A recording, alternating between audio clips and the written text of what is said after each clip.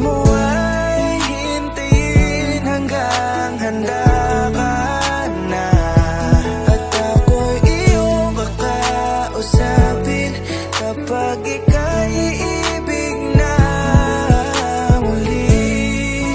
Bakit ngayon ay may iba ka na?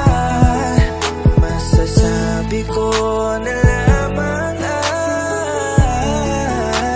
paasa ka pala. Sa haba ng oras kong inilaan, ni minsan hindi ko manaramdaman na kahit papano ay meron kang nadarama. Di sa tulad kung sa'yo ay nakaabang. Malimit palagi masabi sa akin na kapag handa ako'y kakausapin, sa pag-aakalang hindi na malabo lahat ng mga nasabi mo sa akin. Ginawa na lahat, subalit ganito tumaya sa akalang mananalo ako. Umasa sa di ko dapat naasahan na tanging balik ay sakit na buo. Tiniis ko palagi ang araw na minsan pa siya mo sa akin naging magulo. Chinaga akong hawakan ng bagay at di bumitaw dahil sa'yo'y naging totoo. Subalit ngayon tanong ba't ganito? Ano ang maling nagawa ko sa'yo? Ni wala ka malamang pasabi sa akin na dapat tigilin ng bagay na to. Masyado na rin ako nagpaniwala at nagpadala sa hindi na gusto ko. Nasabi malamang sa akin na maaga, di sana pinilit sarili sa'yo. Di na sana pa nagpakasasa, di na sana hinangad makasama. Kung alam ko lang sana nung una mali ng ibigin ka't di na umasa. Ngayon palaging tanong, gulong sa sarili kung bakit ganun. Ikaw pa ang napili kahit na malabong mapunan mo pa ako ng tamang sagot. Sabi mo ay hintayin hanggang handa ka na, at ako'y iyong kakausapin kapag ika'y iibig na muli. Bakit ngayon ay may iba ka na? Masasabi ko na lamang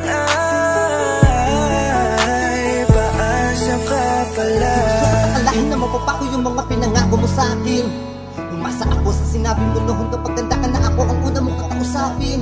Sakit para sa akin, ba't nagawa mo ako lokohin? Wala naman ako nagawang mali para iparanas mo ang mga ganitong sakit sa akin. Nagtiwala ako sa mga malambing at matatamis mo mga salita.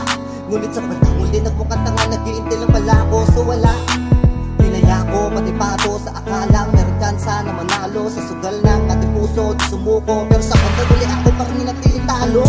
Sa una lang pala yung mga pagpapakilig, ngunit ang dulot sa puso kirot, sakit lang naman na siyang naging kapalit. Bakit ganun? Bakit ganyan? Di ko alam ano ba talagang dahilan para paikutin mo ako, pusiganin mo na lang ang basta-basta kong paglaruan. Iniwanan mo luwaan sugatan para sa sarili mong kapakanan. Di na sana umakot sa puto ganito kung nalaman ko lang kahagad. Nagtunin mo na pakay sa puso kay Edsya. Nagdi ko tangan-tangan ng sakit at pagduruso ng tila. Di ko na makaya magkakaman ng puso, sobrang sakit ng ipinaranas sa pinagdama.